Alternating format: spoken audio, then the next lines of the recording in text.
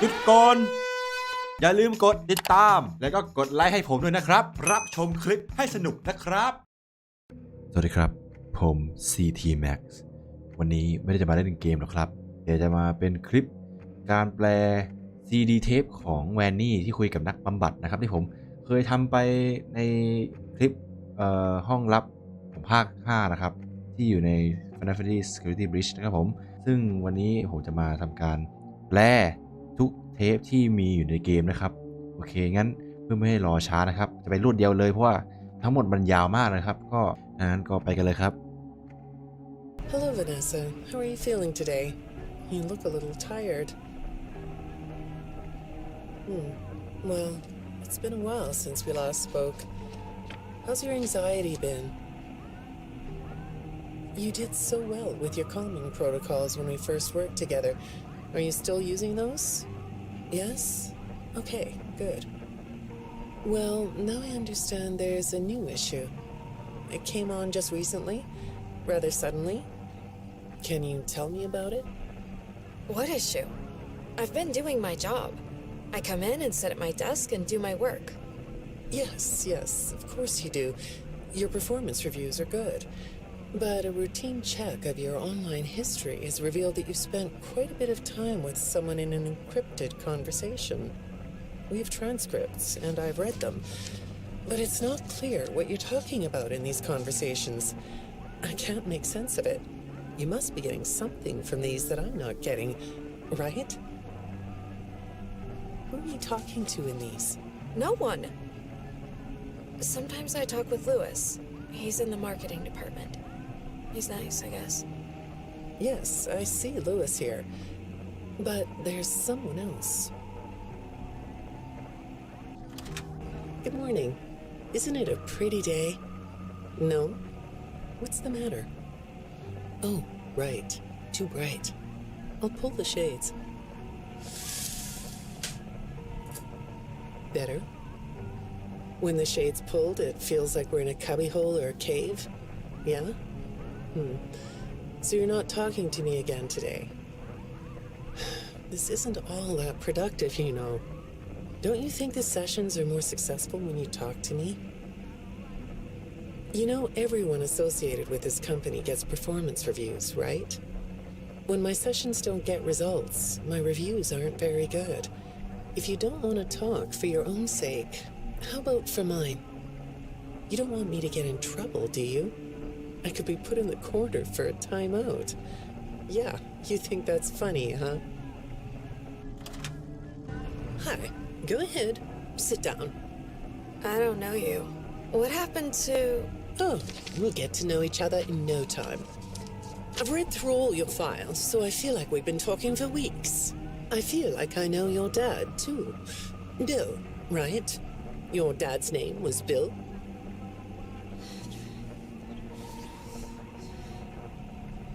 I'm sorry, what did you say? I try to do what I'm supposed to do. I know you do. Your supervisor notes that you follow instructions perfectly. Your dad made you follow instructions, didn't he? I'm talking about the custody battle between your mum and your dad. Your dad didn't play fair, did he? He used to make your mum look bad in court. I'm so sorry that happened to you. Do you want to talk about how that felt? I suppose I don't need you to tell me it felt bad to have a parent scare you into saying things that weren't true. He manipulated you. It wasn't your fault. It's really sad. But it's common for one parent to use their child to hurt the other parent. I know your mum after she lost the custody case. I was supposed to be a good girl. What happened to her had nothing to do with you.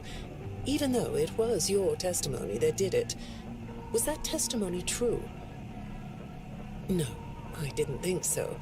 But your dad is to blame, not you. You're not going to talk to me? No? What's the problem? Oh, the flowers? Yes, these are particularly fragrant today, aren't they? I'll move them. There. Now, let's see. What are you looking at? You're amazingly alert, aren't you? All right. Well, I'd like to have you tell me about yourself. But I can see that you're not going to do that. Or are you? All right then. If you aren't going to talk to me, I'll just go by these notes. You just sit there and be comfy. Or not. That chair doesn't really fit you, does it? Well, this won't take long. Let's see. Your previous counselor is no longer available. Does that bother you? No? You don't look surprised to see me sitting here instead of your last therapist. Well, then, let's get to it. I'll admit that some of what's in your file is a little surprising. Overall, you don't come across as a troublemaker, but if you read between the lines, it's clear that you have a little rebellious side, right? And I'm surprised by your knowledge of computers. You're something of a phenom. Do you know what that word means? It means you have unusual skill, like a hacker. I assume you know what a hacker is. Yes? Do you think of yourself as a hacker? Good morning, Vanessa. Let's jump right in, shall we? I got a message last night about you, and I have to be honest, it was upsetting. Apparently, the IT department has put together a pretty lengthy report chronicling non-job related communications that have been coming to your computer. The fact that you're still doing something obviously not work-related on the job is disturbing enough. But what bothers me about what I read is that the messages you're getting seem very manipulative in nature. Do you know who I'm talking about? I get a lot of messages from friends. I like when Lewis writes to me. He's funny. I'm not talking about Lewis.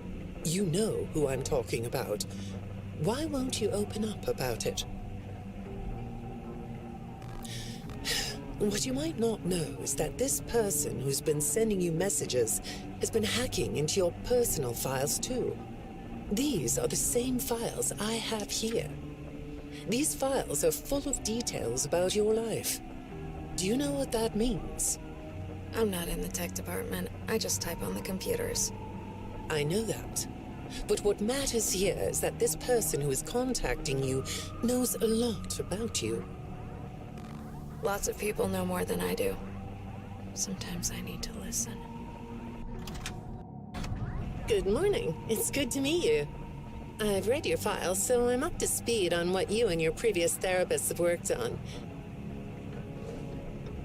Sure, you can have a candy.